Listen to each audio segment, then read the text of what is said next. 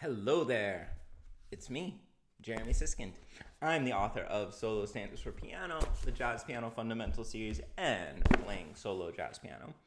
And today I want to talk to you about stride piano variations. I love stride piano. In fact, in this book I wrote 4 different chapters about stride piano, including some things that I can't really even do. But I think it's always so interesting. Stride in some ways is so simple. It's boom, chuck, boom, chuck, boom, chuck, boom, chuck, low, high, low, high. But when you actually listen to the great pianists, you hear them doing so much more than that. And so I want to show you simple stride variations. We're not going to be like getting into walking tens and a lot of crazy things that I do get into in this book, in the 3rd and 4th chapters on stride, but things that even the more beginning, intermediate level pianists here can put into practice. And so we're going to be using this concept of shell stride as a framework. I made a video on this a few weeks ago, but I'll give you guys the cliff notes, which is that shell stride is a stride style that you can do without changing hand positions. So I guess in some ways it's without striding. So how is it stride piano? Well, so we're going to take these shell voicings, or I sometimes call them bass shells, that just have the root, 3rd, and 7th in them. Don't worry, you're not actually going to have to reach this giant 10th interval. And we're going to divide them into low and high.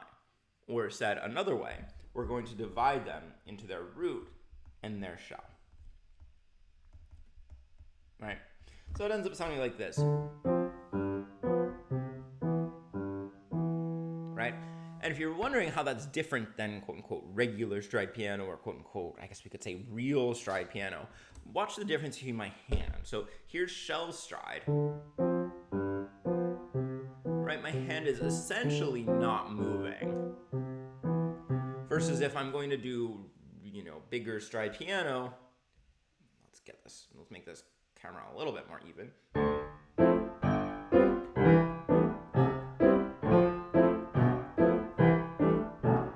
My hand is moving an awful lot between a low bass and then a mid-range, probably 3 or 4 note voicing.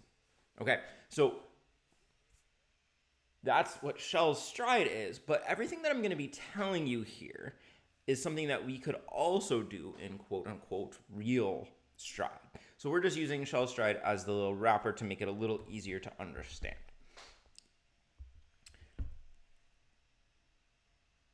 So let's start over in letter D.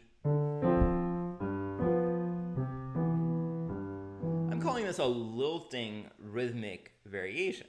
And so what we're doing here is that instead of playing on beats 1, 2, 3, and 4, we're moving up what I call our weak beats, beats 2 and 4, by an 8th note, so that we get this 1 and 3 and 1 and 3 and.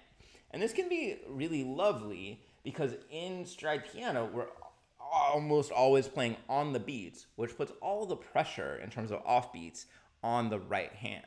So if you're playing this variation, the right hand doesn't have to do so much in terms of syncopation. Sorry, it's not in 3, 4. 1, 2, 3, 1, 2, 3, 4. Right? It's not as severe and it's not as old-fashioned sounding because we have the syncopation built in. So, just compare the difference. If I'm going to play Autumn Leaves,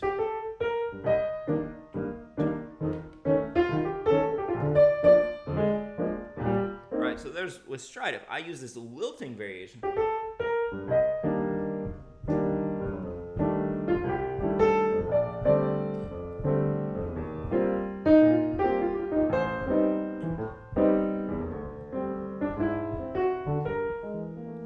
it's a little bit friendlier. I don't know. I'm not exactly sure what the word is, but it also has this nice sway to it. Now, you might have noticed as I was working through that, I also had time now to add more lead-ins. To add more lead-ins into these bass notes. So instead of just playing do, do, I might play do, which is mostly just 5-1. If I'm leading into C, it's G C. If I'm leading into F, it's CF.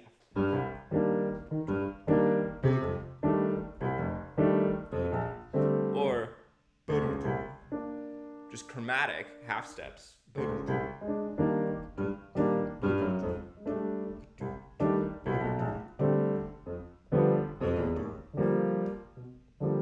So you also have a little bit more time now. All right.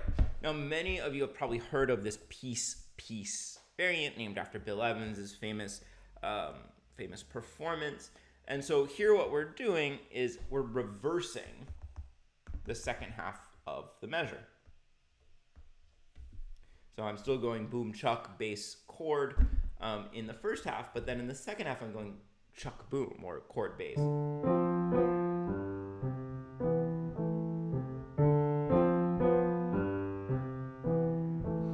This also has this feeling of moving slower, being a little bit more elegant than boom, chuck, boom, chuck, boom, chuck, boom, chuck.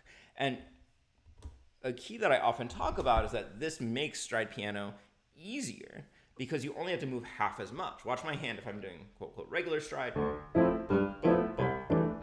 right, I have to move every quarter note versus piece. I only have to move every 2 beats, because I'm doing 2 chords and then 2 bass notes. Great, that's all I need to say about that. A march style variation. So, march is going to have strong on the beat because we need to know where to step, and then this kind of consistent pulse. This is my name for it, march style variation, but this is boom, chuck, chuck, chuck, boom, chuck, chuck, chuck. Feels a little bit Broadway to me. This kind of thing is great to do in the bridge of a piece. So if I'm playing Honeysuckle Rose, and I'm going back and forth between low and high in my left hand.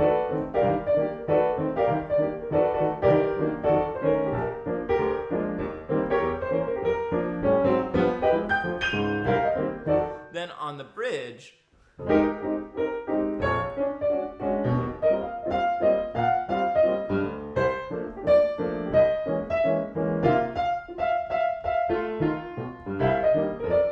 it gives a little bit of a break. And there I could imagine even doing just one bass note every 8 beats. So it'd be...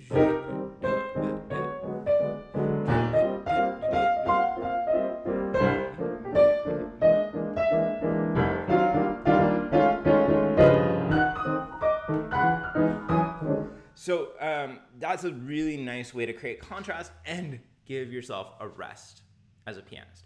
It kind of gets more into what we might think of as like a Freddie Green style accompaniment, which just means that we're repeating quarter notes as though we were strumming a guitar. Junk, junk, junk, junk, junk, junk, junk, junk.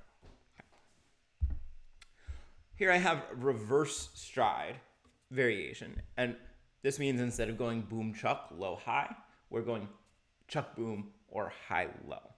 I don't know that I would do this for that long, but it is kind of a nice effect. Same thing in like a contrasting section or a bridge. So I'll play this example.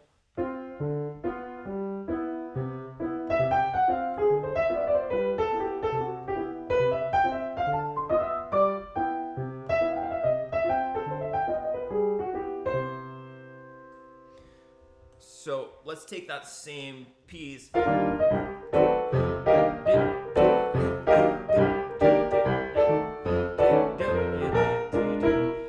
It creates tension to have the bass notes, the low notes, on beats 2 and 4 instead of on beats 1 and 3. So to me, it's almost like a pedal point, and these two things often go together. We often play pedal points on beats 2 and 4 to ramp up that tension. So...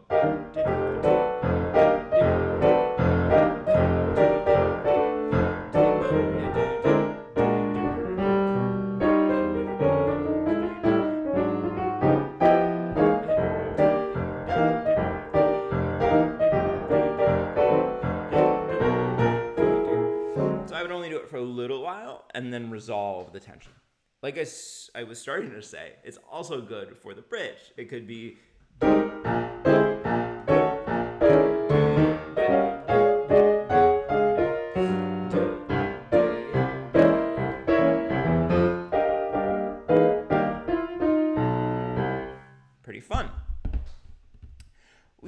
also move chords around more than you might expect in stride piano. So in the shell stride, I'm introducing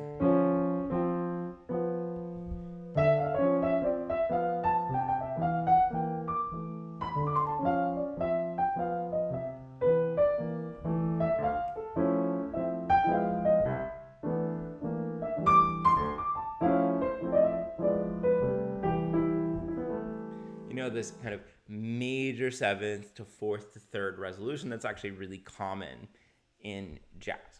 I want to show you one other thing that's not here on the sheet, so be just slightly patient while I get manuscript paper. Could I edit this? Sure. Am I going to take the time to do that? Absolutely not. This is like a lesson. It's spontaneous. But one thing that Errol Garner does that I just love, I'm obsessed with, is that he takes this stride, and I'm going to do this shell stride style again, and he puts it on the offbeats instead of on the beats. And I just think it's so hip and so interesting and unusual. You can hear him do this on his album Afternoon with an Elf. I think it's Afternoon of an Elf. 2, 3, 4.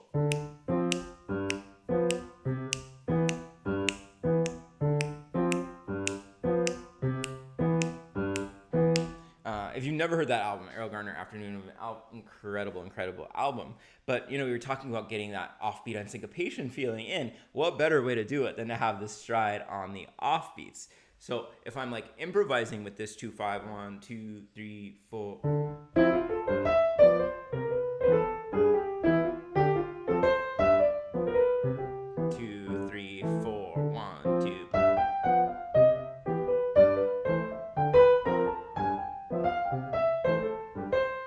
I'm playing Honeysuckle Rose.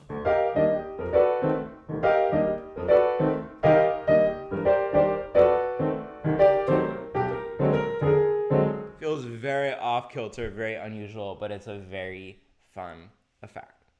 So those are a few of the ways that I would suggest every pianist know about varying their stride piano, because honestly, you listen to the greats, and rarely do I hear more than 1 or 2 measures in a row of boom chuck, boom chuck, boom chuck. They're always throwing in other stuff. And I didn't cover, like I said, things like walking tenths, things like holding down a chord and adding a bass note, things like holding down a chord and putting in a new middle note. I mean, there's so many different devices that they use to keep the momentum going. But those are a few ways to start with a simple premise and rearrange it. If you like this kind of nerdery around stride piano, you're gonna like this book, Playing Solo Jazz Piano. You can hop on over to jeremysiskind.com and pick it up. All right. Well, we talked a little bit about this Errol Garner album, so why don't you say something about elves? I don't know what you have to say about elves. Maybe you got a good connection at Keebler. But if you've watched this far, use the word elf somewhere in your comment. I'll see you later. Thanks for watching.